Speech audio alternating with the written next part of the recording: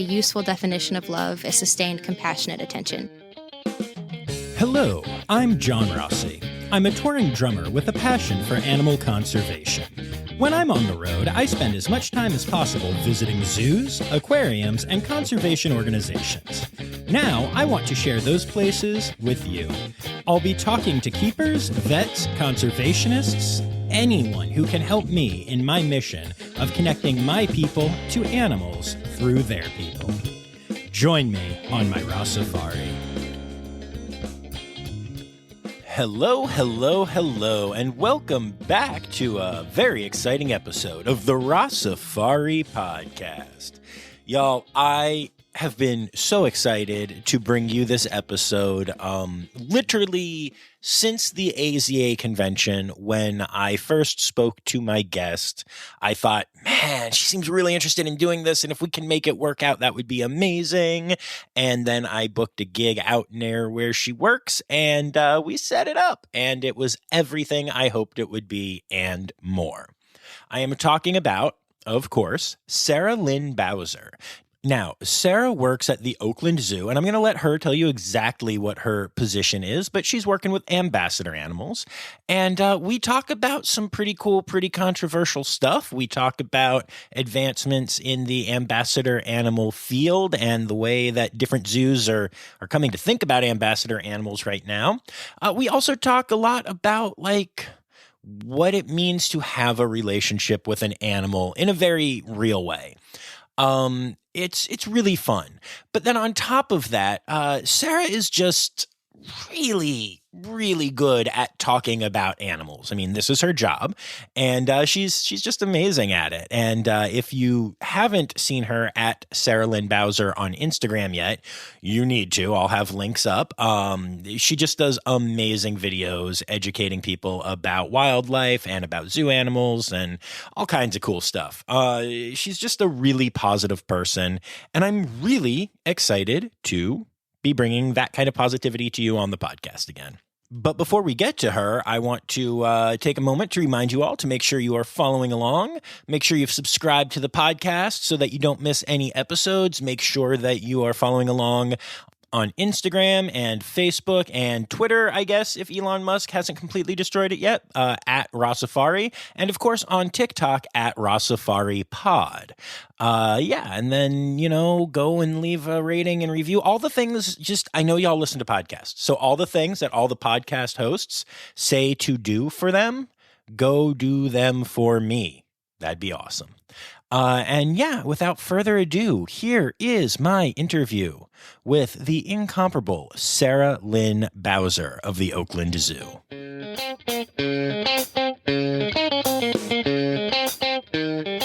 All right, so let's get started. Tell me who you are, where we are, and what you do here.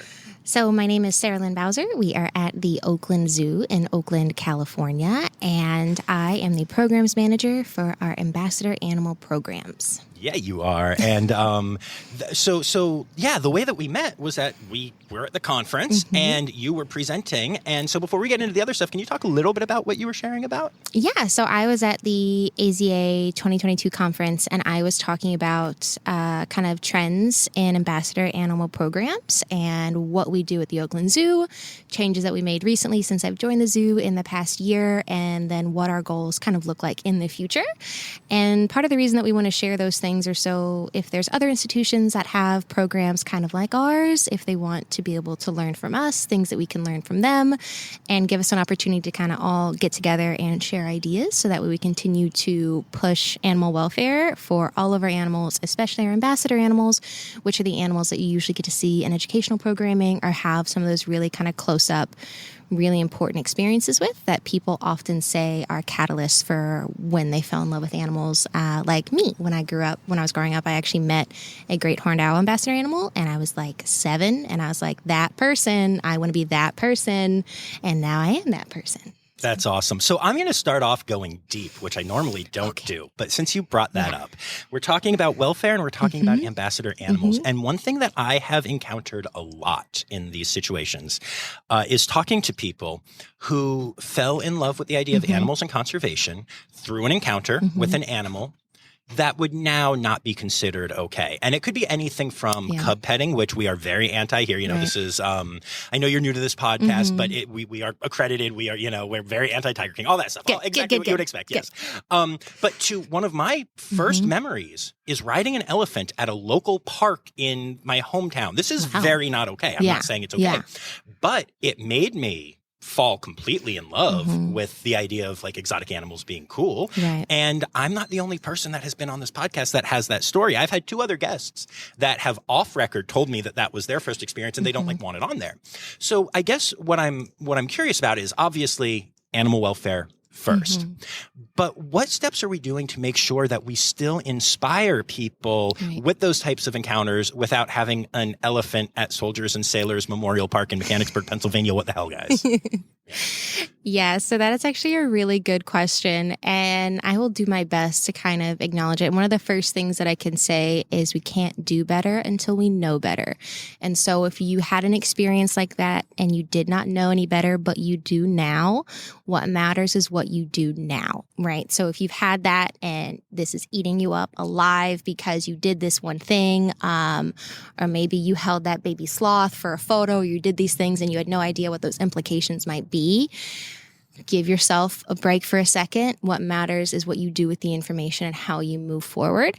And a lot of people do have those experiences of being very up close with animals. And that's actually part of my job. And how do you balance giving people a connection or trying to foster a connection without compromising an animal's safety? And depending on the individual animal, they all have different needs. So for example, not as large of a scale as someone riding an elephant, but sometimes people will be like, can I put the snake around my neck? And so that's something that's probably a lot more common and you might still see people do.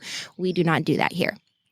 And part of that reason is to protect the autonomy of our individual animals and their individual needs, as well as their general safety. And I know that we know that having animals around our necks is like a fun picture. And when people make those requests, we have a conversation about it. And so that's usually one of the biggest things is when someone asks, can I do X? And the answer is no, or not quite. We talk candidly about why. So whether it is riding an elephant or something like that, or even something as small as, can I have that snake around my neck? Giving those conversation points and really talking through, even if you've done that somewhere, we don't do that here because of X, Y, and Z. And just keeping that as open and honest and trying to make people feel okay asking those questions. It kind of comes down to my job, right, is whoever's working with those animals, can we have those conversations safely and successfully with people? And that's our responsibility there.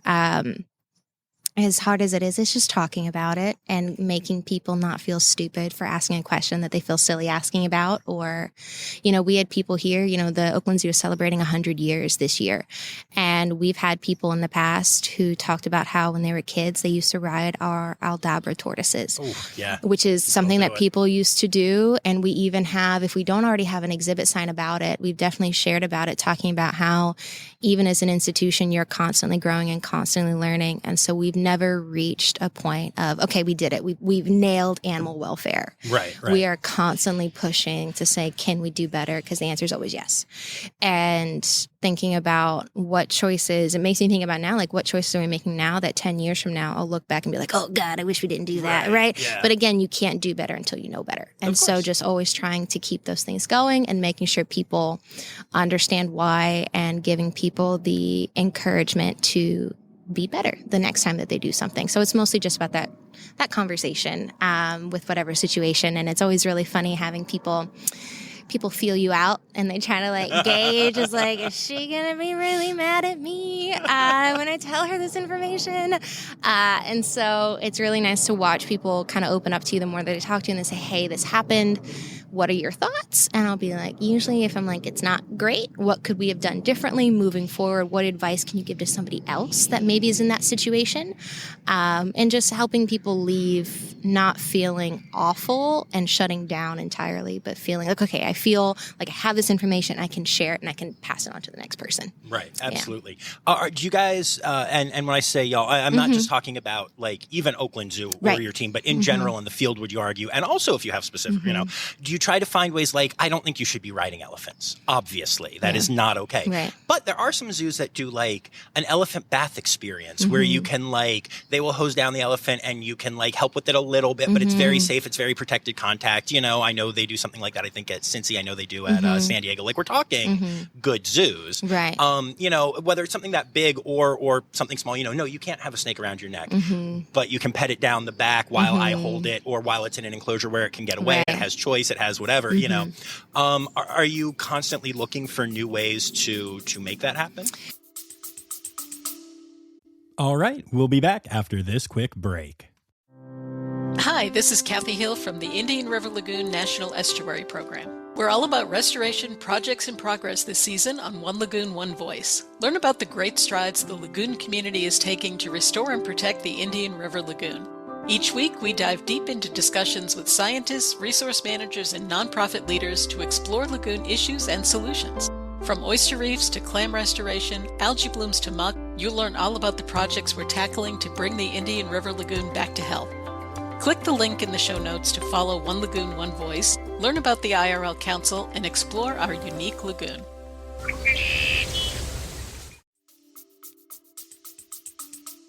We are, and what's funny about that is that we actually, especially when it comes to ambassador animals, we don't all agree right now. There are some individuals who have kind of phased out having ambassador animals overall. Wow. There are some individuals who are really going forward with it because of the ability to build empathy and connection with animals. And we don't all agree. And the problem with it is because ambassador animals are so difficult to research their impact because it's not quantitative. It's qualitative, and the experience is on your life, and it makes it really hard. And there's always so many variables. So, for example, I could have an ambassador animal with me right now, but the conversation you might have with me might be different than another handler. So is your experience the same? Not necessarily. Right. And is that the animal's fault? No. But Never. They're it's perfect. Never. They're lovely all the time. But so it's so hard because there's so many variables. And so it's an area that's really understudied. And that's actually one thing that we talked about, or I talked about at the conference as well. I was talking about how we really see it as our responsibility to kind of continue that research and keep asking ourselves these questions. You might have, as you were at the conference, you might have heard people talk about, should we use a leash and harness with animals if it's for their safety? What about if it's not? What does it look like for welfare? There was one question about whether it was a greater welfare concern, whether an animal would be better off on a leash and harness, voluntarily walking to their vet appointment, or not having a leash and harness and being put in a crate and transported, which is the least stressful. Right. Which is the best option for that animal, even if it looks like something else to somebody. Right. So it's kind of balancing the optics of something and how something looks versus what its benefits are to the actual animal. And so, and these all change depending on each species that you talk about. And even individuals. Yes. Yeah. And so when people, you might try to look for research and they'll talk about usually a lot of more like charismatic megafauna. So you'll find more papers on like cheetahs or pandas. Not about snakes, not about scorpions, not even so much about birds unless we're talking about parrots. And so it makes it really hard. And so we're all trying, and we are trying to continue to learn and share, which is one of the main reasons we have those conferences, is to be able to contribute and give other people ideas and see if we can work together. We don't always agree. There are conversations right now about whether or not elephants even belong in zoos at all, because they're one of the only animals whose life expectancy might be lower under human care. And so you can imagine there's contention with that because you have individuals that work with them, that love them, but then figuring out, this is actually like a quote that I ended my own presentation with, and it was that a useful definition of love is sustained, compassionate attention. So pay attention, and that is how you show that you love them. I can tell them all day long how much I love them, but if I'm not paying attention to the needs and their welfare, then I'm doing them a disservice. And that goes beyond animals. I mean, for real. Yeah. You actually, I remember, now that you say that, I remember that you ended with that, and I turned, my fiance and I were there together, and I turned to her and I was like, and she's like, I know. It wasn't even, she's like, yes, I am aware you're going to go talk to her now. And I was like, yeah. Yes. It was happening anyway because I love this zoo, but I was just like, it's happening. That is such a great way to say it. Yeah. And I think, one of the things that I I pride myself on is like good science communication. Right. Have to. It's a podcast. But like some people are very sciencey and not good at communicating, and some people are very good at communicating and not very sciencey and working on it by getting a master's or trying. Oh my gosh, life is hard right now. But I thought you really like the way that you presented. It was very clear that you were really good at both sides of that. And I thought that was very cool. Thank you. That makes me very happy because I do try to be my background. I went to school. I have a bachelor's of science in forest resources. And so I also have a certificate in environmental education. So I literally went to school to do what I'm doing now. So it's good to hear that it worked. That was good training. And so I went to school basically to get a science degree to be able to manage natural resources. And basically they were like, you are going to be prepared to go out and do all the research and know how to do all of these things. And then I was like, okay, cool. And now I'm going to learn how to do that. And then I'm going to go teach it to other people. And that was just something that I realized that I really enjoyed. So I'm glad that it works. Yes. And I also am glad that you did a segue because normally if I didn't start with that, I immediately start with like, so tell me your background. Yeah. So that's a good little bit of your background, but go deeper. Tell me how you knew you wanted to do this and, you know, like, bring us up to date. I didn't know what I wanted to. So I didn't when I was little. And I think a lot of people start out this way. When you're little and you're like, I want to work with animals. And then your parents are like, okay, vet. And you're like, excellent. That is the only option that I know of right now in my child brain. That is the only thing that I know. And so growing up, in my head, I was like, okay, maybe I'll kind of be a vet. That's, again, the only career that you can think of. I went to a camp kind of situation whenever it was on, I believe, St. Simon's Island whenever I was little and in Georgia, which is where I grew up, outside of Savannah, Georgia. Oh, I can tell by your deep Southern accent. I know. I confuse a lot of people, and it's really funny. Especially in Savannah, because that's such a specific, I can't do it, but that's the like real like Southern drawl and slow. Yes. So I grew up right outside Savannah, and I was actually born in Alabama. And so there are two places that have really distinct accents. But I happen to have extended family that are from southwestern Pennsylvania. And apparently, when you're raised with those two, they cancel out. So I have a very, I don't know what accent that I have, depending on the word. It definitely comes out more. I was just going to say, accent had an accent, but a lot of things certain don't. words do, some don't. And it has made, it's actually very funny, it has made coming to California very easy because nobody asked me anything about where I'm from, except for when I use y'all, and which happens pretty frequently. Yeah. I was helping off-board a school group, and they were coming to the zoo, and I said, okay, y'all are going to go right inside, and the bus driver stopped, and he goes, where are you from? And I was so confused. I was like, the education department. I was like, that's why I'm telling you where to go.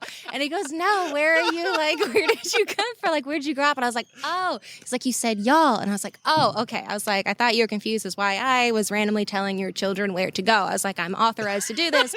This is my job. I was very confused. And he was like, no, you said y'all. Where are you? Did it? And then I was like, oh, okay. I understand what you're talking about. But I sneak under the radar a lot with that one. People don't usually find out where I'm from until they ask. So it's like a fun surprise. That is awesome. But yes, I actually, before you move, weirdly, y'all is becoming more common outside of the South. Yeah. It's a good non-gendered term. I try to use it a lot. Also, though, in my world, so I am from Pennsylvania, and I have been playing a Southern character, actually a couple Southern characters in shows for 7 years now. And my character never says y'all. But by speaking in a Southern accent and trying to like live it, I started saying y'all, and I have a good friend who's so I use y'all all the time, but there's no accent on it. It's just like y'all, you know, and it's like, but now it's becoming a thing. But I've had a lot of people be like, where are you from? Yeah. And I'm just like, I am a weird actor. Leave me alone. Yes, it is definitely, which makes it easier for me because it's definitely like spreading its way. Yeah. And then that's one of the only things that you can usually pick out. There are like other phrases and things like that that I'll say, and that kind of like show a little bit where I'm from. But as y'all gets wider spread, then I go further under the radar, and people are like, I'm just assuming she's using a gender-neutral term. And I'm like, I am, but also... also that, yeah. Also this other one. So it works for multiple reasons. But it's a great word for a lot of things, and it's very helpful. Yeah. So anyway, moving on to important stuff. Yeah. So I went to, whenever I was little, I went to a kind of 3-day camp with my elementary school when I was in the 5th grade. It was at St. Simon's Island. And we talked all about like natural resource and conservation. And I remember we talked about food waste where, you would go to the dining hall and you're a little kid and it's like a buffet. And we wanted to talk about how to only take what it was that you plan to eat.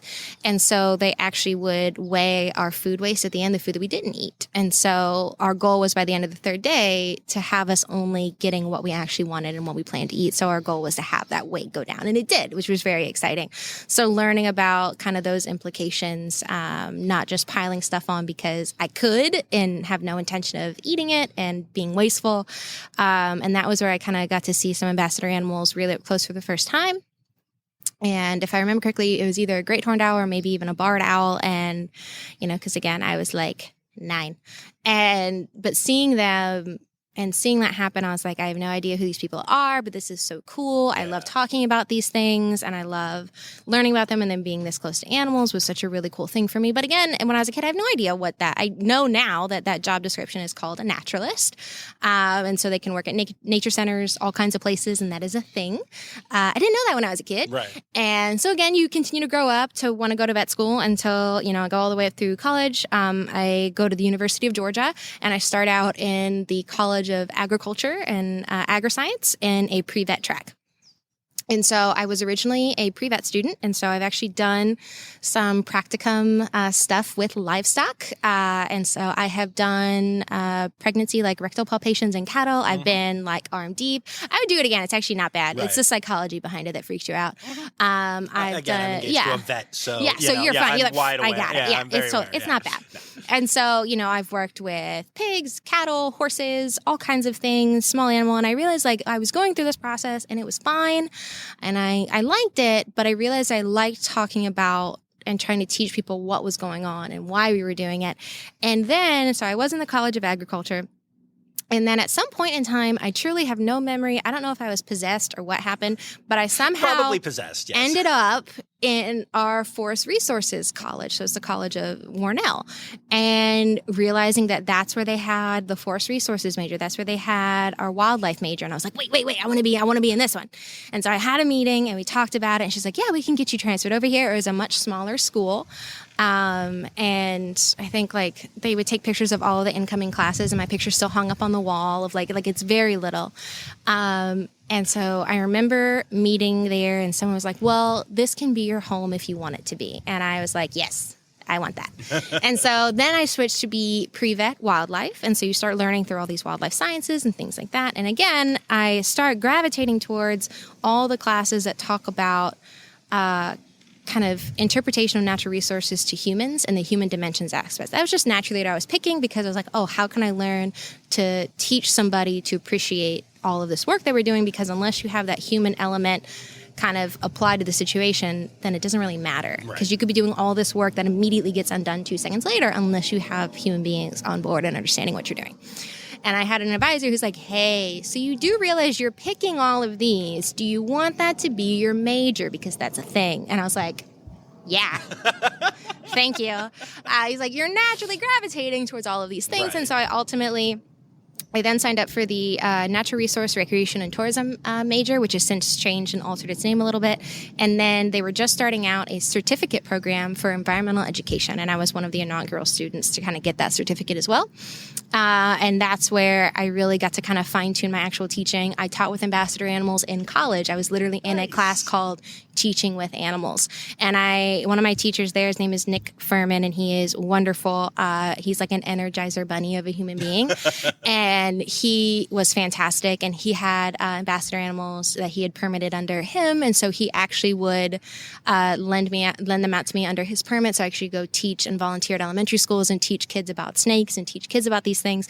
And I realized like that's what I really loved doing. And so I was able to kind of find it out through trial and error, basically. And then, time comes, we graduate. I was actually our commencement speaker at our graduation. I don't know how that happened. It was through a vote. I don't know. And so we graduate. Everything's wonderful. This was in Athens, Georgia. And then I moved to Atlanta. And I enjoy Atlanta. I did not enjoy living in Atlanta because you have to drive everywhere to be able to do anything. Yes. And that is very frustrating. Yeah. And so I lived there only for a little bit, but while I was there, I was a naturalist for the Chattahoochee Nature Center, which is where I worked with a lot of native ambassador animals because they had a rehabilitation clinic right alongside. And so I worked with a lot of animals there, and that's where I just really, consolidated that love and really just made it just cemented everything. I was like, this is it. And so I did that. And then I was also an interpretive ranger using, forest resources and things like that at the Fernbank Museum of Natural History. And so they had a 65-acre old growth forest that I helped manage and work with there. And it was very fun because I would dress in field clothes and then you blend into the forest and then you pop out of nowhere and people are like, oh God, there's a person here. And so that was always really fun. I once actually... Murderer! No, educator, it's fine. Let's learn about soil. And so, you just pop out of nowhere. And there was actually one time, it was my job to be out there and the forest was attached to the museum. And the only way to get in, it was gated on the sides. We could let school groups in and stuff like that. But the only way to get to the forest was if you bought a ticket, went through the museum, and then walked all the way out there. So little kids were not supposed to be out there by themselves. And so, if you were under 15 or things like that, you had to have an adult or somebody with you. And there was this one day where I was out and it was raining. And that's one thing I miss about, when I live in California. I do miss that it rained a lot in Atlanta. So it was raining and I was making baskets out of English ivy, which was an invasive plant there. So we would pull it a lot. And it was just an activity to do to be able to talk about invasive plants, whatnot. So I was trying to practice some basket making skills doing this in the rain under a little pavilion. And suddenly I'm sitting there. I didn't expect anybody else to be out there that day. And I hear two voices and I look up and it's a kid who's probably 13 and then somebody with him who might be 17 or 18, but I had to be okay, are you allowed to be out here? Your parents supposed to be here. And so again, I kind of stand up from where I was hiding and kind of met them. And I was like, hey, and I welcome to the forest and all those things and realized, one of them was 18. They were the right age to be out there by themselves. I didn't have to tell them to turn around and go find an adult. And so I was like, okay, great. If you want to go around this path, you can go check out this thing, da-da-da. And kind of in retrospect, might be a little odd because they went on this little path and then they came back. They had to loop back around and pass me. And I was so excited. They were the only people that I saw there that day. So I actually gave them the basket that I'd made out of the ivy. However, I now realize that it was a weird quest. I spawned out of nowhere, sent them on a path, and then gave them a reward. I was just going to ask you if you realized that you sound like you were a pixie in the forest. I literally was waiting to be now. You realize this, right? And I you're do just now realizing At this. the time, I was like, this is so fun. I literally said, I didn't think I was going to see people today. And then assuming I'm not a person. Right. Yeah, and I just popped out of nowhere. And I was like, if you go on this trail and come back, go look at the soil doors. And then come back and tell me what you thought. And then I was like, here's a basket. And then I'm pretty sure they went and told their parents. And they were probably like, who did you see in the woods? I was just going to say, they went to them and they're like, why do you always lie? Why do you make stuff up? No, girl popped up and gave you a basket in the... Yeah. Wait, there's a basket? Yes. It's the end of the movie. They see the basket and it cuts to credits. Yeah, exactly. So if they are listening to this, I'm a real human being. I was just excited to see other human beings that day. Okay, yes. admit it. We're on the podcast, but come on, now is the time. You're a fairy princess, right?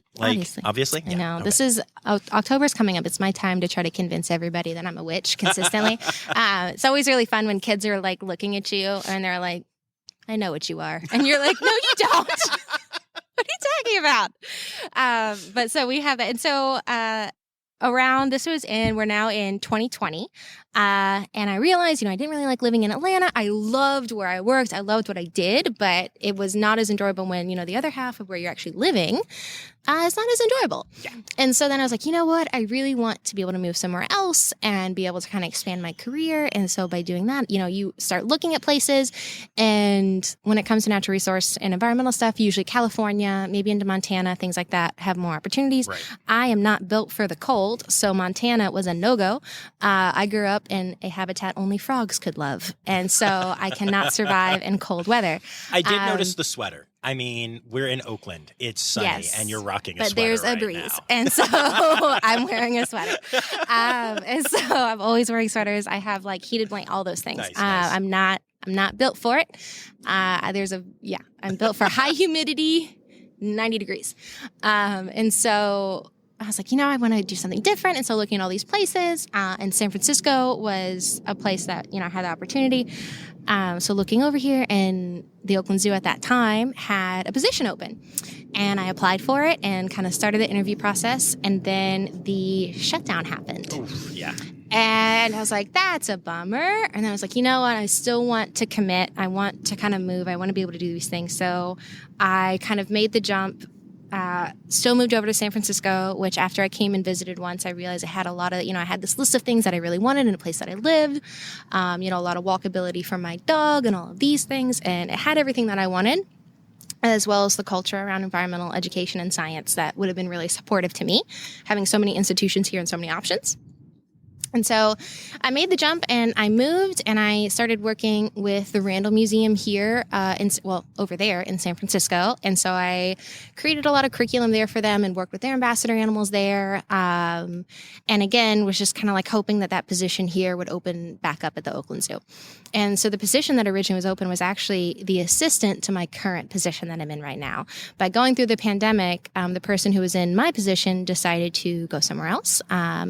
And I applied for this one. And fortunately, we joked that it was like 2 years in the making because I would not let them forget about me. And so I applied for this one again. And fortunately, our director at the time, she thought that I would be a great fit. And I started last November. So I'll be coming up on a year very soon. Nice. And that's how I got here. That's amazing. That is such a cool story. Yeah. And good for you for just being like, you know what? I want this. I'm just going to move across the country and we'll figure it out. That's really cool. I think you have to shoot your shot when you really want something. I'm a big fan of that. Yes. And it confused a lot of my family members. I get that. Which is fair. But I had family members who were like, well, is that what you want to do? I was like, yep. They're like, well, she's going to do it anyway, so you might as well support her. So that's awesome. That's great. Yeah. My mom was like, if Sarah's going to do it, she'll do it. So you might as well get on board. Otherwise, it's just going to lead to problems.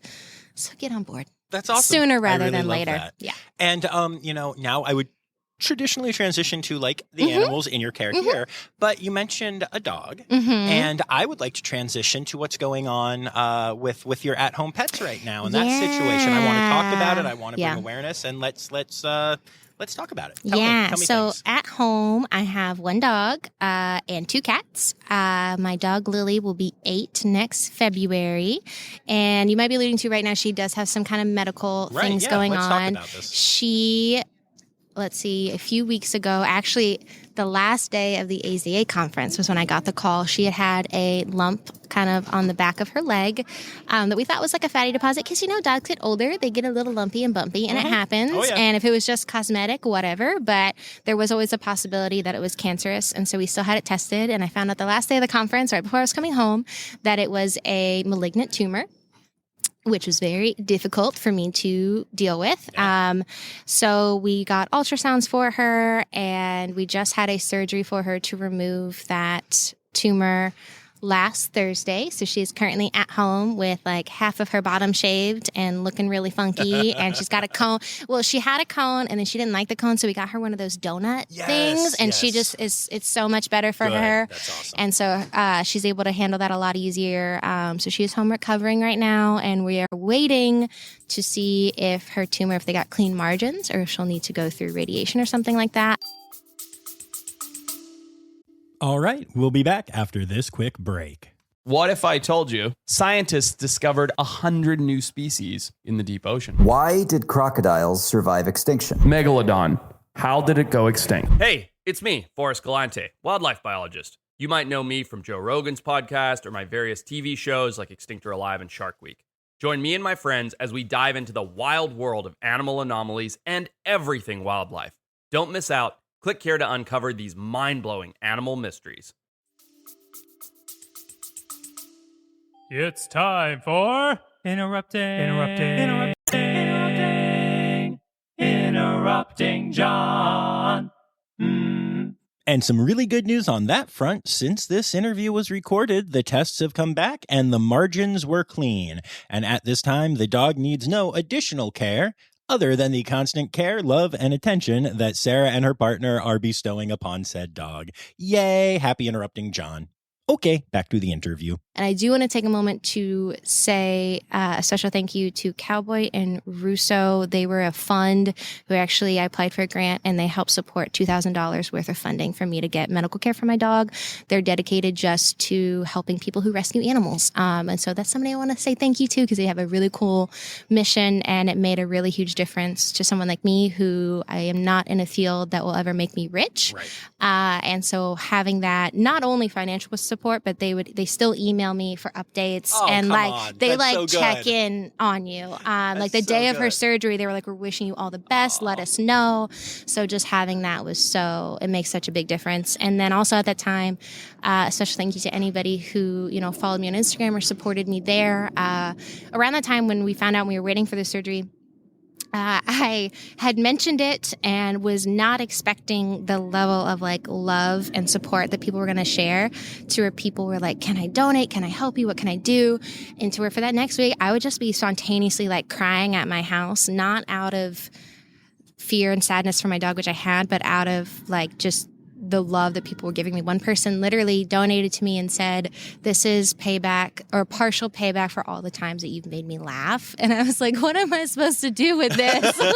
This is too nice. And so just having that is something that I still struggle to process and can make me tear up right now. So a special thank you to anybody and everybody who sent something kind, or people who bought prints or stickers for me to help raise money.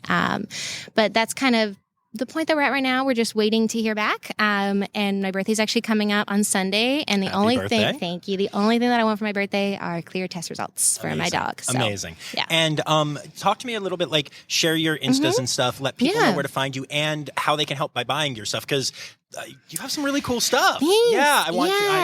I actually reached out on Insta and was like, "Hey, let me know if you want me to share this stuff or whatever." But I know you have a very protected account, because I do. Y'all, this girl is famous. So I want my listeners to be able to help. So I am on Instagram as myself. It's just my name. It's just Sarah Lynn Bowser, and it is Bowser, like the Mario character. If you ever are wondering how to spell it, that's how you do.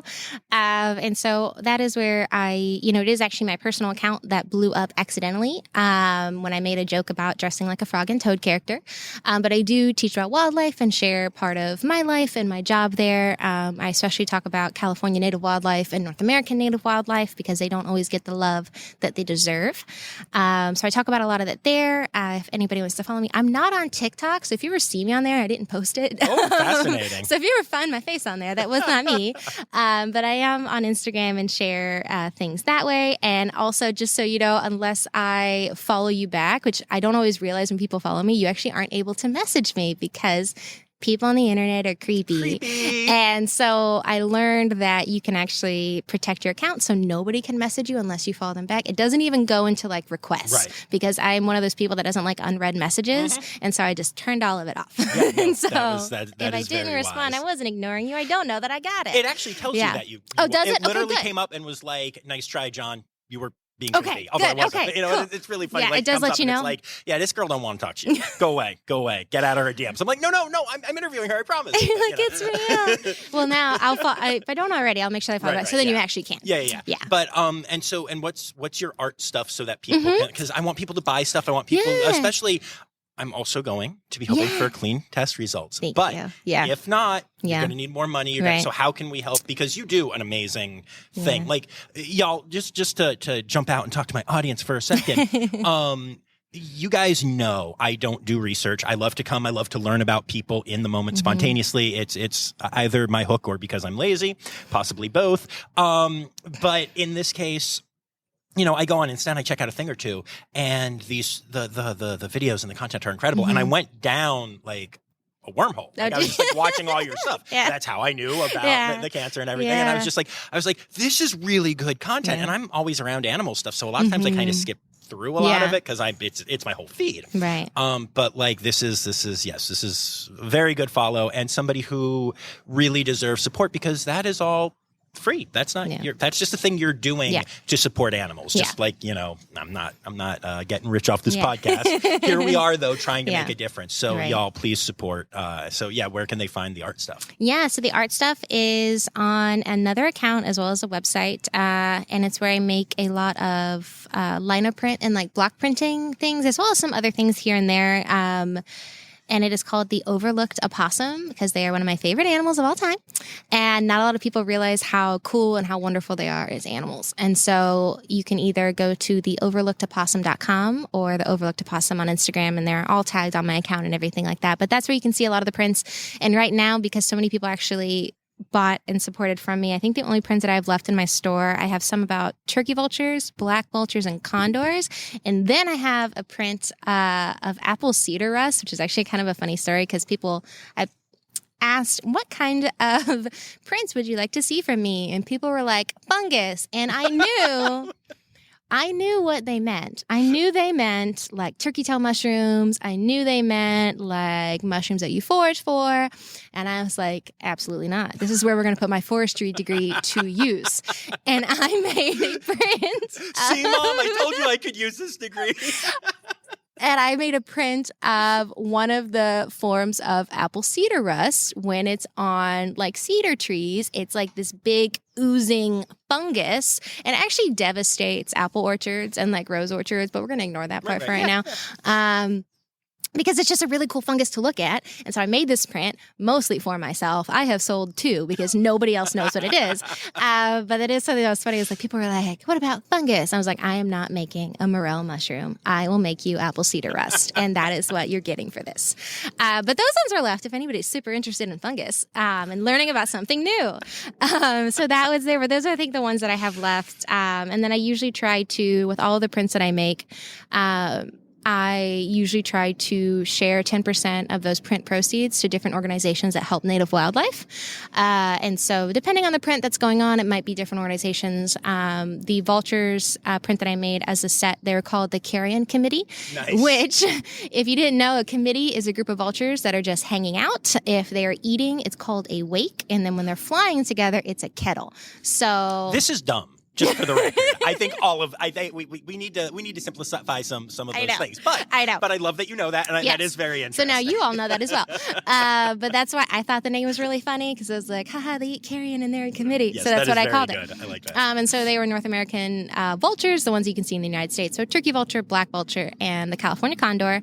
And prints from that series proceeds went to Ventana Wildlife Society, which helps with condor recovery and things like that. And it changes every month whenever I make new prints. I have been on a little bit of a break, obviously dealing with things with my own life and adjusting here when things get crazy. I don't always get to create all the time, but I actually do have a new print coming out at the end of this month, if I can get it out by the end of September, hopefully, of one of our red-tailed hawks, which is actually one of our ambassador animals here. And it's a picture that I took of him and then carved. I always get the best reference pictures from my animals because I work with them. Yes, obviously. So I have a kind of leg up in that area. But so hopefully that will be the next one coming out. But no, if you ever want to go through on the website, there is a page called Greater Impact, and where you can read about organizations that I've donated to in the past and learn how you can also donate to them or learn more about them. Love that so much. Yeah. That's very cool. Yeah. Now, let's talk about some ambassador animals. Yeah. Tell me about some of your, faves, because I know you have favorites. You can't lie. It's not allowed on this podcast. For legal reasons, I do not have favorites. There it is. However, I do have ones that I enjoy working with very much. One of the ones that's always very enjoyable to get to work with is our red-tailed hawk. He, unfortunately, right now is up in quarantine at our vet hospital due to an HPAI outbreak in the local area. For those who don't know, it's the highly pathogenic avian influenza.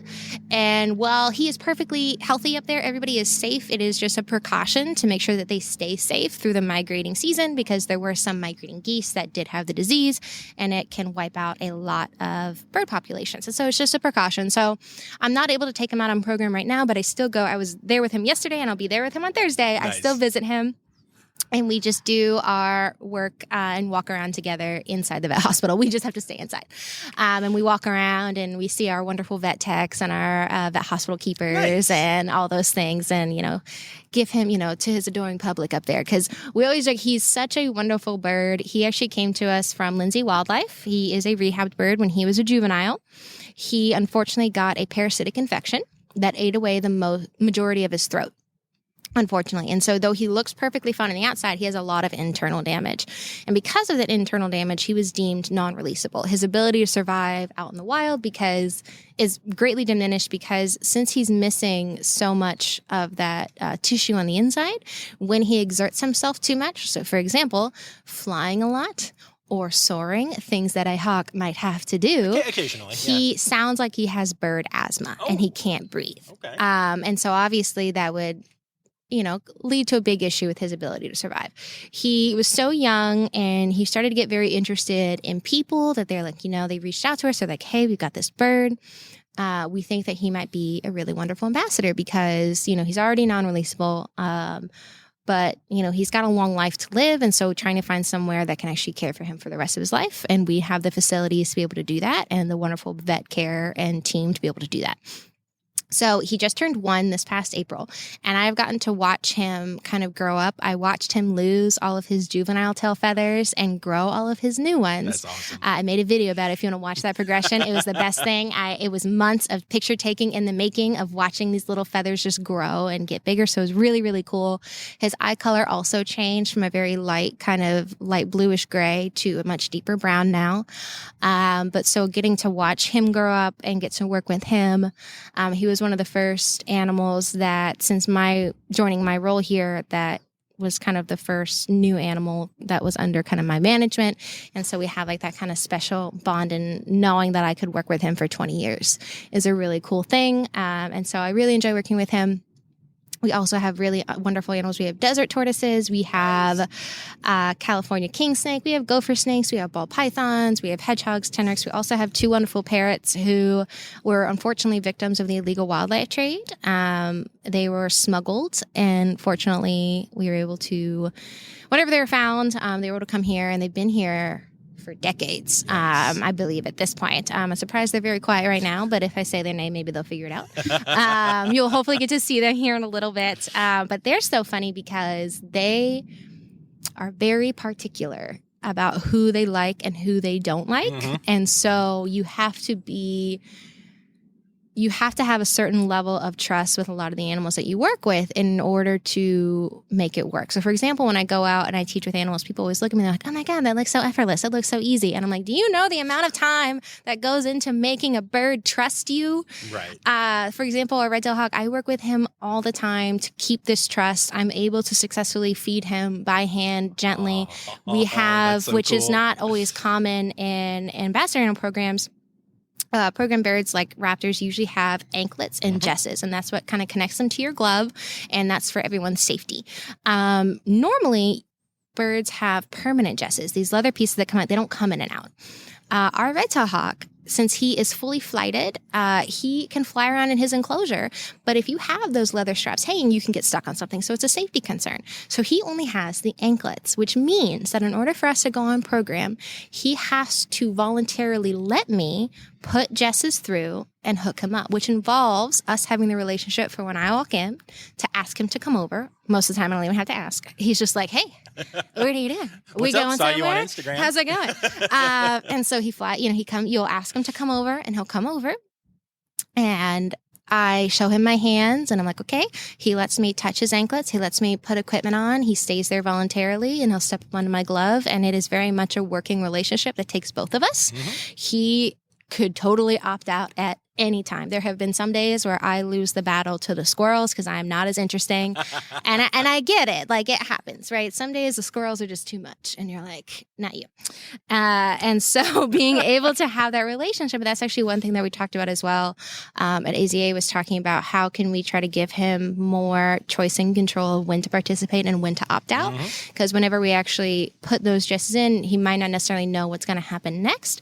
And so we are this has never really been done and recorded in any kind of scientific capacity, but we are using different colored jesses to indicate what was going to be happening after he's hooked up to see if there is any kind of response if he suddenly starts not wanting to go on to program when he sees that color of jesses. Right. And so it's very funny because nobody's really done that yet. And so hopefully we'll learn more and see how that works with him and if that gives him more choice and understanding, if that leads to any differences in behavior.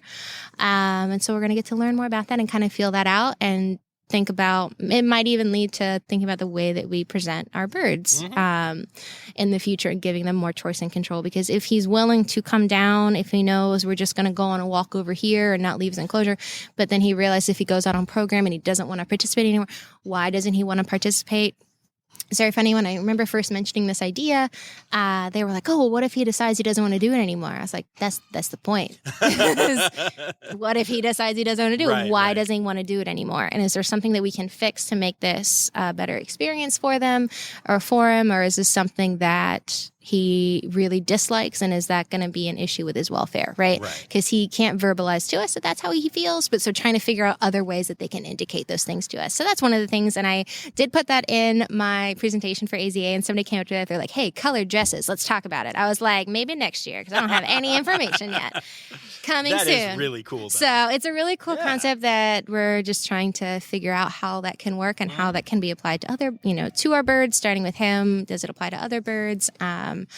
And so that's, again, one of the reasons why you go to conferences to share these ideas and see how we can constantly push things forward. I remember actually at the conference, there was at the thing that I saw you speak at, there was a thing about how everyone uses the term, and you're using it, so I think isn't it? Choice and control, but how those are two different things. And I found that really interesting. And we talked about it a little bit on a Zoo News episode that I did, but can you comment on that a little bit?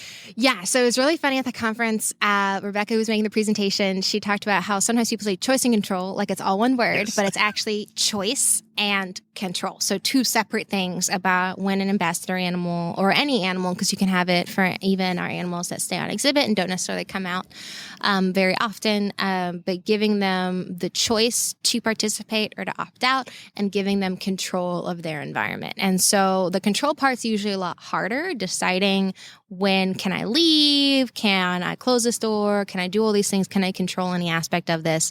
Or am I just kind of stuck? He might have chosen to participate in the beginning, but then what happens if he decides he doesn't want to do that anymore? So constantly figuring out how to apply those things is difficult. And again, it depends on the individual and the species and what's going on. But it's one of those things that we talk about, and why we talked about it at the conference as well, is figuring out what does that look like. And that's actually one thing that's very funny now. Usually when people think that they have a program, they think they're always guaranteed to see certain animals. And unfortunately, you always have to break it to them, especially when you take things like this very seriously and be like, you actually don't have a guarantee to any of these animals. He can totally be like, no thanks.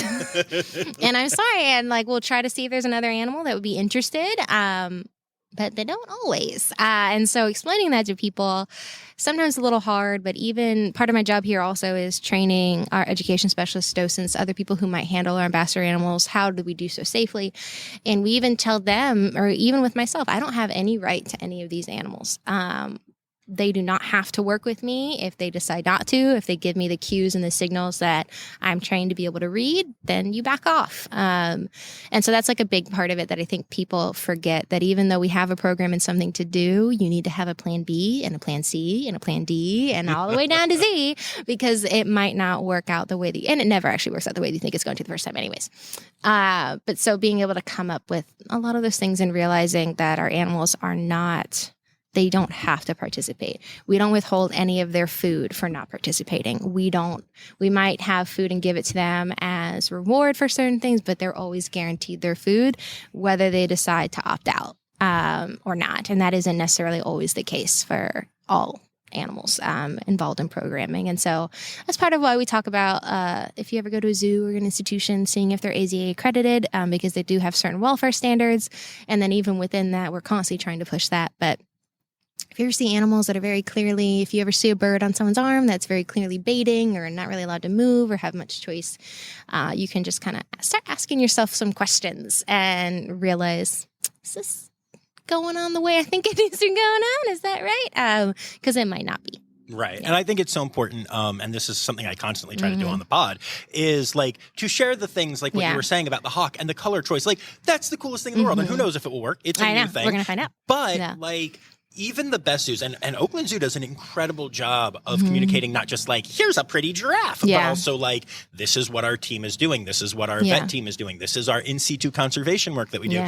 But even there, like, you can't cover all of it. And I just hope that zoos keep talking more about that kind of stuff, because that is fascinating. And how can anyone who disagrees with the concept of zoos in general, sincerely say, you don't give a crap about the animals, when you're like, so I'm picking out these different colors and I'm going to analyze the data. And, it's like, you're nerding out just to make sure that this animal that by all appearances and all indications and everything we know about them already is very happy, very good life, loves you to death, whatever, I'm anthropomorphizing a little bit, but only a little bit. But how can we still find out? How never assume that Again, back to that constant compassionate attention all the time. And that's the way that, we talk about like anthropomorphism. I will never know how he feels about me. He can't tell me. But I can know how I feel about him and the things that I try to make for him that hopefully show us some signs that we can read. Unfortunately, he can never be like, I love you. But what he might do is show signs when he's a juvenile that he would do to his maternal mother, which he's done. He might do some of those things to me. He will tolerate being on a glove next to me, being this close to my face. He is tolerated if he drops something. He will stay very patient while I bend down to pick it up. He trusts me, from what we can see, pretty completely to let me keep him safe. And that to me is the best kind of display of love, is just by trusting me to keep him safe and trusting to stay near me, are the best things that I can really read. Right. And so, and one other thing that's always very funny too, like we can do that with our hawks, but sometimes when you do it with snakes, it's a little bit different. And so when we handle our snakes, it's actually very funny. This is one of the reasons that people think I'm a witch all the time. But there's a scientific explanation why. And so what happens is, like I said, that I am also responsible for training other individuals now on how to handle our animals. We have a large variety of snakes that are in our animal room as ambassador animals. They're really, really wonderful. But what's really funny is when someone's learning how to handle a snake, sometimes the snakes tend to move and do a lot of things, and then they will pass it back to me so I can show them something, and they tend to slow down very quickly. So there have been cases where a snake is moving quite a bit on someone else's hand, a new handler, and then they pass it off to me, and all of a sudden they're comfortable. They're not even moving at all. They're just like cozy as can be. And they're like, how did you do that? And I'm like, well, I don't know.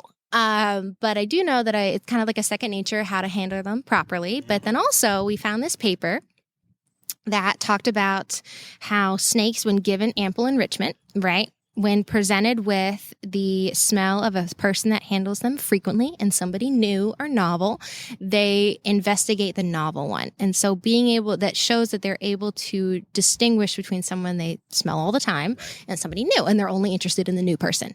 And so you can kind of follow the train of thought to say, okay, so then that means that if I handle them frequently enough, I'm not interesting anymore. I'm not a threat anymore. I'm just like a rock. And it's fine. So it's as if they got put down. And so they're just being kind of left alone. And so when they calm down in my hands, it might just be a sign that I have reached a level of neutrality that you can only hope for. And the snakes just calm down. So it's not, or it's witchcraft. That's also another option. Tongue, right? Just admit it. Yeah. And so that's like one of those things there is like being able to present that. And so whenever I take them out and I show people are like, oh, are you their favorite? Because they seem to behave differently with you. I'm like, again, it's not that I'm their favorite. I just don't matter anymore. I'm a rock. It's just me. It's fine. And so it's kind of a fun way to talk about how we think about what makes an animal comfortable. Sometimes it's not seeking you out and liking you like your dog or your cat might at home. Sometimes it's just not mattering at all. And that can be the best thing in the best case of the situation. So watching them be able to calm down and not show signs of stress or rapid movement or very clearly trying to seek shelter. But when they just like hang out, little kids think you're a witch, but you just know that you've handled them enough and it's fine. Or you're a witch. Or a forest pixie. There's a lot going on in this one. We might have to release this around Halloween. This is very thematic. I know. Yes. All right. So, we're going to go meet some animals. Yeah. So we'll do that, and we'll record some stuff there and talk more about the animals there. But first... Yeah. It's time now, don't you know? We've come to the end of the show. But there's one tale left to go. You're gonna laugh and say, oh no. It's time for the Rossifari poop story. Yeah. So it's very gross, but it technically isn't poop. But it's also very gross, so it even grossed out our keeper, which is saying a lot. Wow. One of our keepers, it grossed out my entire office. And so then I just made it worse. So this is also with our red-tailed hawk. Now, when I walk around with him, we have him on a glove as well as food items for him. It's usually a lot of rodents like mice and rats and things like that. And in this particular day, I was feeding him pieces of mice. And the way that we feed him on glove is he's being fed smaller pieces by hand. It also helps for him to be able to eat smaller pieces again because of his particular injury. So it's very helpful there. Walk around on glove. This was actually the first day. I had an intern joining me that day. It was her first day. And so we're walking around and I'm talking, and red-tailed hawks, when they eat, they drool. It's very normal. However, sometimes red tail, his name is Rufus, which means, red feathered, and it's, a name for his tail, like how he's called red-tailed hawk. When he drools, again, super normal, he'll sometimes like fling his head a little bit and, there's some spit going places. It happens. However, this particular day, I'm out introducing him to people. We're talking about him, and my intern's standing right next to me, and all of a sudden he shakes his head, and it goes in my mouth. And so he obviously was eating. In my head now, I have hawk spit and subsequently mouse internal things in my mouth. And so I was like, okay. It was warm and tasted like pennies, if anybody wants to know. And so I was like, we have reached a new level. And he just looks at me like, what? And my intern's like, oh my God. And so I was like, that was very gross. So then, we're like, we're going to keep moving on. If I get sick, I get sick. We're going to see what happens. And so we come back and, we put him away and everything. I'm like, okay, so now I go back into the office and I have to be like, okay, does anybody have alcohol? What do we have? One of my coworkers fortunately had toothpaste. And so we didn't have a toothbrush, but I was able to put it in water and at least rinse with it for a little bit. I like that you defaulted to alcohol though. We need to talk. Oh yeah. Well, because that's I was if we have to do it, that's gonna be fine. Because I was like, nobody had mouthwash, nobody had this, nobody had that. And so this was that I was like, okay, I know there's alcohol for cleaning. If we gotta do it, we gotta do it. We'll just swish with it. But then I was able to get some at least toothpaste or something to at least help with the taste. And I was like, you know what? Either I will have a very strong immune system, or I'm going to get really sick. I'm going to see what happens. I was fine. Ultimately, I'm just building my immune system stronger than ever will be necessary. And that is actually now the reason why several members of my department saw me walking around that day and they knew what had happened. And they're like, Sarah, that's disgusting. And I'm like, thank you for sharing. I know. But I now have several, they gave me, different people did this, got me little tiny bottles of mouthwash, and I now have several flavors in my desk in case it happens again. Nice. And it almost happened again yesterday, but he hit me right above my lip and on my forehead. So it was close, but it wasn't quite there again. But I'm at least prepared now. Amazing. So that's mine. That's amazing. That's mine. Awesome. Thank you so much. Let's go meet some animals. Yeah. And so we headed off to the ambassador animal area, went behind the scenes, and got to see all kinds of cool things. They have a really awesome collection, and Sarah was really gracious taking me through and letting me see all kinds of cool herps and stuff, and it was awesome. But then we went outside to introduce y'all to a couple of very special birds. Cool. So we are in the ambassador building. Yeah, so we're here in our ambassador animal room. We have different enclosures for all of our animals that are kind of attuned to their specific needs. They always have tons of enrichment that gets cycled out pretty often. We have blue tongue skinks. We actually have a blue tongue skink right here. Her name is Azul, and she and I are actually the same age. Oh, okay. So that's always a really fun thing to share. She's pushing the boundaries of their lifespan. There are people that are right now listening to this and looking this up to try to figure out how old you are. Exactly. Like, okay, so what is the lifespan of That's actually how I usually introduce people to how old I am. I'm like, we're the same age, do the math. And then people have come in here and be like, when was she born? And like, figure it out. That's hilarious. We have California king snakes. We have a gray-banded king snake that you can kind of see peeking out right there. This situation right here is actually a double-decker situation connected by this pipe right here. And that is actually for our gopher snake. So he's got two because he can get quite long. That's amazing. We have some of our box turtles who are up here. This is a tortoise place, but he is allowed to like kind of come out, and it's a little. He has an indoor yard. Yeah, and then he also has an outdoor yard that he can go out to as well, depending on how he's feeling. We have indoor enclosures out here for our parrots when it's cold, but we also have outdoor, so we'll go say hi to them. Oh my gosh, Zaba is so cute. Yes. I'm a big turtle and tortoise person, so that makes me happy. He's lovely. He has a little fan sneaker. I'm dying. He is a very big fan of shoes. Nice. So our two birds here, I'm going to have you stand as close to this wall You got here it. as you can, because they're going to be here on this side. Hi, handsome. Hello, bro. You're like, who in the world do you have with you? Bro, can you come here? I know. You're so handsome. Do you need to eye him first? Okay, that's fine. Hi, pretty lady. Hi, sweetheart. Jenny Bird, can you come here? I know, it's okay. He's nice. Come on over here. And say hi. Hi, sweet girl. There she is. Hi, Jenny Bird. So good. Good job, sweet girl. So right now we are offering her food through the fence in a form of protected contact because she doesn't know you. And so Makes sense. she and I have worked for a long time with both of these birds on our relationship to make sure that she is comfortable with me, accepting food from me and things like that. And so we often do work in different circumstances from this, but for right now, for her comfort and for Brock's comfort, who's our other yellow-naped Amazon, Jenny is a sulfur-crested cockatoo. For their comfort, it's just, so they have that space there. Of course. But Jenny here, she's quite lovely. Hi, Jenny. By the way, I love the idea of calling it protected contact, but when it's protecting them. Yes. Usually that's used in terms of only protecting the both of human us. is how I hear it a lot. Or like you said, but that's really, because you're right, a cockatoo's not going to hurt me. I mean, they can. I know what beaks can do the thing, as can claws, but that's very cool to phrase it that way. I like that. Yeah, thinking about how having this here is not only defining your space, but it's defining hers, and we can both, benefit from that. Yeah, I And really so, like that. That's yeah. cool.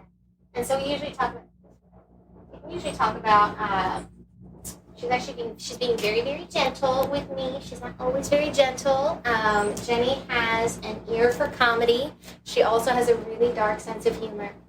She laughs at really inappropriate times. But she does a lot of really wonderful things, so we can ask her. A lot of the behaviors that our animals might learn here usually are for them to be able to participate in their own medical care. So, for example, if I ask Jenny, show me her wings, you might be like, why do you want to do that? Because that actually allows us to look at her wings. And so she actually also has a history of cancer. So she does have an amputation, and now we can just visually ask her very nicely, can she show us these things? She can display it to us, we can check things out. So again, making it that partnership, and that's something that our keepers do with pretty much all of our animals, are having them trained where they can voluntarily participate. And then being taken care of is no longer an incredibly stressful experience, and it makes it easier for everybody. So that's a big part of kind of what we do here. So we might ask her to show her, show our wings. We might ask her to open. Okay. Aww. But not everything is always just for her to be able to participate. Sometimes she has behaviors that we might also ask for just to see how she's feeling or she's participating. So if I were to ask her, Jenny, are you happy? Good. I'm very glad. And so that's something that she does all the time, whenever that's a noise she makes, usually when she's very excited. And so the biggest honor is walking up and Jenny making that sound when she sees you, because then you know that you are someone that she does enjoy. I hear you, Brock. And so Jenny is really wonderful. She's pretty girl. She's one of our very, very smart ambassador animals. A little too smart for her own good sometimes. That's a gross bee. I'm sorry. It's kind of And so one of the things actually we're doing right now with her is one of her enrichment opportunities is being able to paint, which is always very cool. But we're constantly trying to give her more choice and control in that situation, right? So you might have heard from other zoos where animals are handed a paintbrush, they can paint whatever color. Jenny actually has a setup where she chooses her own colors. She has a special stand that holds her canvas so she can apply it wherever she would like. And so this was actually kind of started by one of our keepers, Eunice, who's not here today, but she is one of Jenny's biggest fans and probably one of Jenny's more preferred people to be able to work with. I pale in comparison to Eunice, for sure. And so it's basically this block that I can show you inside. It's got all these colors that you can actually move around to make sure she's choosing the color and not that particular place. I actually have one of her paintings that I can show you after this. Amazing. Do you guys sell them or anything? So we don't right now. This is just kind of for her. We might make them and give them to somebody for their last day or things like that. I'm just saying that at some point I would definitely buy a Jenny original after meeting her. That's incredible, and animal art is very important to me. She's super wonderful, but then sometimes whenever we talk about animals and their paintings, the question becomes, do they actually even want to paint in the first place? Right. And so literally a couple weeks ago, I'll have to show you, I made her this board. It's a beautiful cardboard construction where we took pictures of her enrichment items and have them stuck to Velcro so we're testing it out to see, can she show us what she wants to do? Nice. And so she picks it up pretty quick, and so we want to see, we like to take her out painting, but does she even want to paint in the first place? So trying to see if she gives us that indication that is something she even wants to be doing versus having her paint because we think that it's cute. Right. And so again, trying to add more ways with our animals to see how can they communicate with us and have that choice and control in their environment, even choosing what they want to do that day. And the first day that we actually kind of tested her of it, we only gave her 2 options between doing an enrichment activity called Recycle, where she holds plastic trash items, does a circle, and puts it into a recycle bin. And so it gets exercise, all of these things there. Or she also has a special little puzzle. And so she actually chose each one first, and then if she repeatedly kept choosing the same activity, we would continue it. She chose our puzzle box, I'm a messy girl, until she got all of her puzzles in successfully. Then she chose to do Recycle. We did that for a little bit, and you could also see in it that she didn't show any signs of frustration, of a lot going on. She was very content, and so there's a really good sign to us working with her that was something that could hopefully work in the future, and so it's something that we're really trying to continue. And then I also need to give her an option to opt out because we realized that once she was done, she was just, I actually thought that she was going to, they're little pictures that she could pull off from Velcro. I thought that she was going to get very aggressive with it, but she ended up just actually headbutting it, which was really cute. It was way gentler than I thought it was going to be.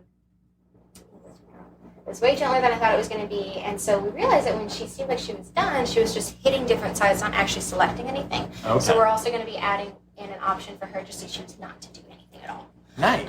And so again, thinking about how can we apply those things so she has more choice and control in what she wants to do.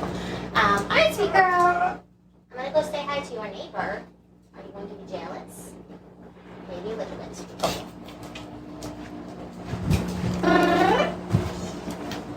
Rock. Hey, Rock. Hi, handsome man.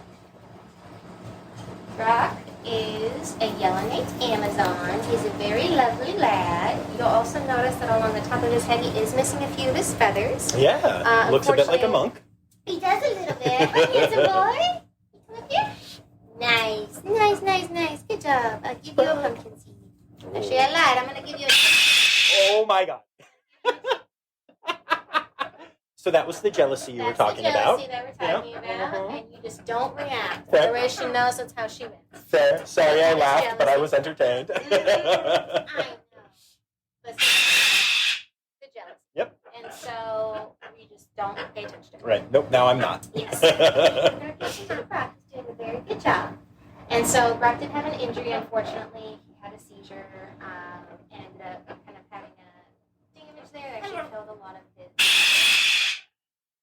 So from that, it's still growing back in They're slowly growing back, but he is healed and he's perfectly fine. He just not gets sunscreen. Oh, okay. Good. And so Brock is healed in Amazon, and so they're actually one of the most endangered ferrets in the world due to the illegal wildlife trade, which again is how he came to us from being smuggled, unfortunately. But he is here now. He actually used to live on exhibit, which is how he learned how to say hello, hello. He learned that by saying hello, people would stay with him. He does not know how to say goodbye. So it's only how do you say hello. And he learned that by doing that, people would stay with you a lot longer. Right. And so that was actually behavior that we captured. But so with Rob, he can't quite show his wings the same as Jenny, but he is trained with a target to be able to show us his feet so we can check if he has arthritis or any other issues going on. We're able to ask him to move to different places to see how he's moving, if he's moving pretty well that day, if he's doing a little bit sluggish. He also is a beautiful singer because yellow-naped Amazons are known for duetting and things out in the wild. And so sometimes whenever you go out and you present with him, you'll notice he's constantly talking the entire time that I'm talking. We're duetting right now. I know. Rob, can you whistle? Good. And so asking for some of these things. Sometimes you can play music and he likes the music. He might sing along. Sometimes you can make your own sounds. And so I'll make sounds with him to see if he can imitate them. And it's just, again, that communication, spending time together. The sound I make, he does not know how to make. And it's very funny because you'll watch him flex a lot of his muscles thinking about how to make it. And then he sometimes just quits and does a whistle. And so that's always really funny. All right, Rob, you go. Hello.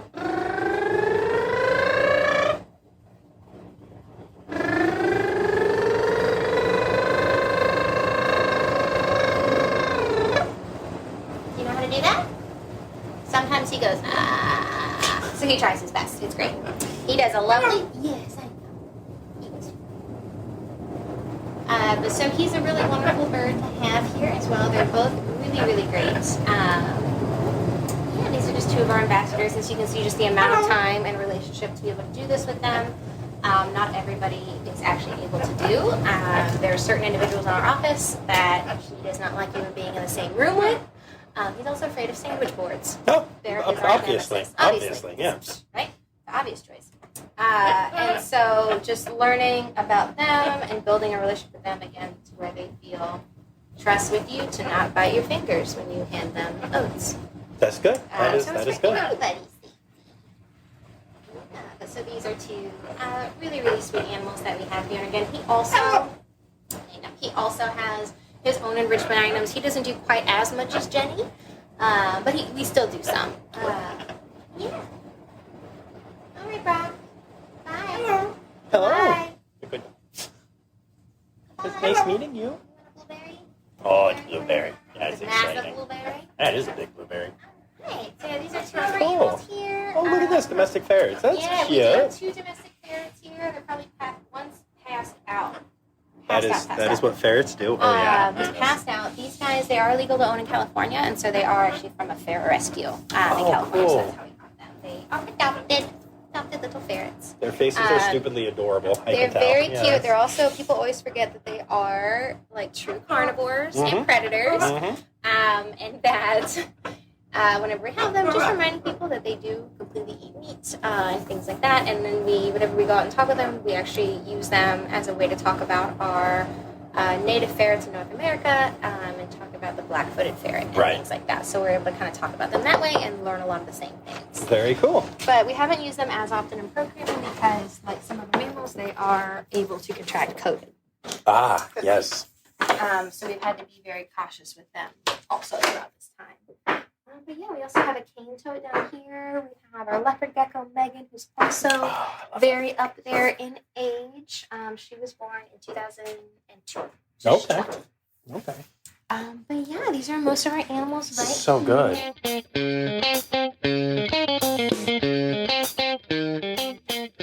All right, well, there you have it, folks. Sarah Lynn Bowser. And if you're wondering if you recognize that name or that voice, yes, Sarah Lynn did make a quick appearance on the Spooky Spectacular mini-sode for this October. As a matter of fact, Sarah actually mentioned that she knew I sometimes did things like that and thus wanted to have that story on there, which is actually kind of what inspired me to do a Spooky Spectacular this year. So yeah, Sarah's just awesome.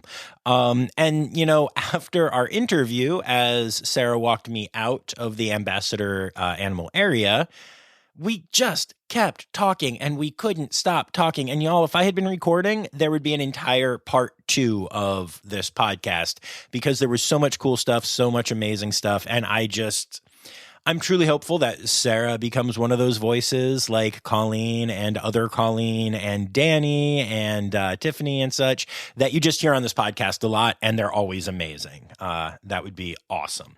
So yeah, it was a really good time, and I really just thank you guys for being here, especially Laura Shank, my Red Panda level patron, but also, you know, all my other patrons. You can go to patreon.com/Rossifari to support the pod for as little as $3 a month. And also all of you who aren't patrons, because yes, I love you too. Steiderk. The Rossifari podcast is produced, hosted, and engineered by John Rossi. Editing and fact-checking by John and Dr. Zoe Vesley Gross.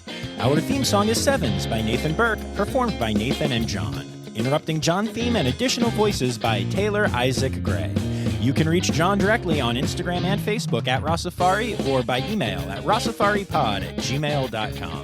Rossifari is part of the Daydreamer Media Network. Now, stop listening to me and go visit a zoo.